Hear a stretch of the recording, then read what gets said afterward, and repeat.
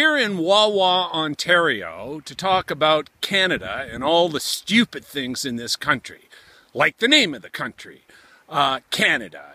It was first named by Jacques Cartier, who was traveling up the St. Lawrence River, and like so many people who are talking to other people in a different language than the people speak, Jacques Cartier probably spoke to the First Nations people and said something like, "What is the name of this country?"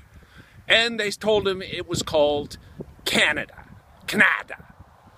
Spelt with a K, not a C, a K.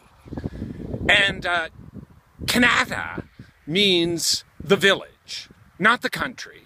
So it's totally misnamed. And so that brings me here to another huge mistake in Wawa, Ontario, which is the Wawa Goose, which is supposed to be a tourist attraction. Now, Wawa means little girl. And some night, I guess, at the Legion, a bunch of guys from the Chamber of Commerce said, "Hey, let's build a statue to get people to come here on the Trans-Canada Highway, eh? How about, a statue of a little girl? Because that's what Wawa means, eh? Because there would have been, some First Nations guy maybe there telling them straight, right? But, then somebody would have said, nobody's going to notice a small statue, eh, when they're driving by, so fuck. Let's make a big goose."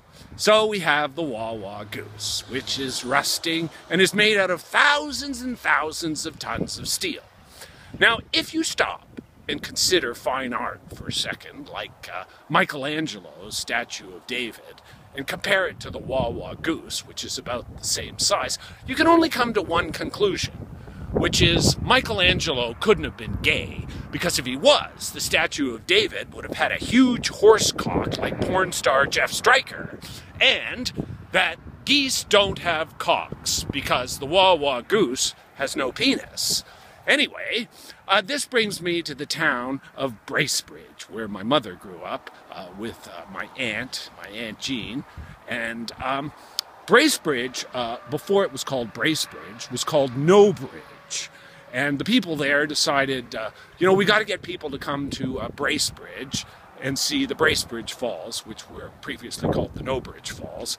And when the first white settlers went there and they asked the First Nations, what's the name of this place? The First Nations people shrewdly said No Bridge, hoping they'd build them a bridge, because so many of them bringing furs to the Hudson's Bay Company had gone over the falls in their canoes.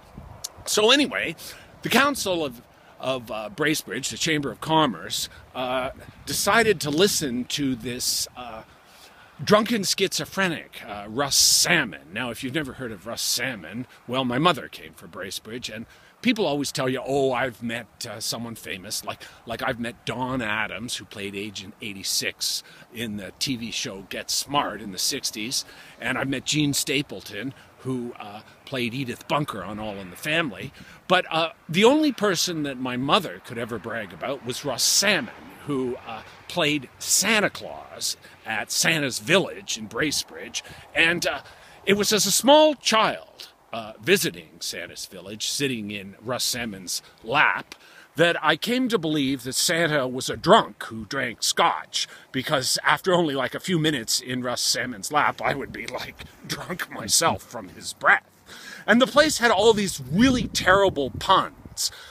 There would be a 4-foot enclosure with a sign across, which a 5-year-old can't read, and the sign would say something like "Baby Rattlers," and you'd look in inside it, your parents would lift you up, and you'd be hoping, because there was a petting zoo there with one rabbit that had rabies, that there'd be rattlesnakes in there, but there'd be actual, real baby rattlers. And there's something about this country where people love puns, bad puns.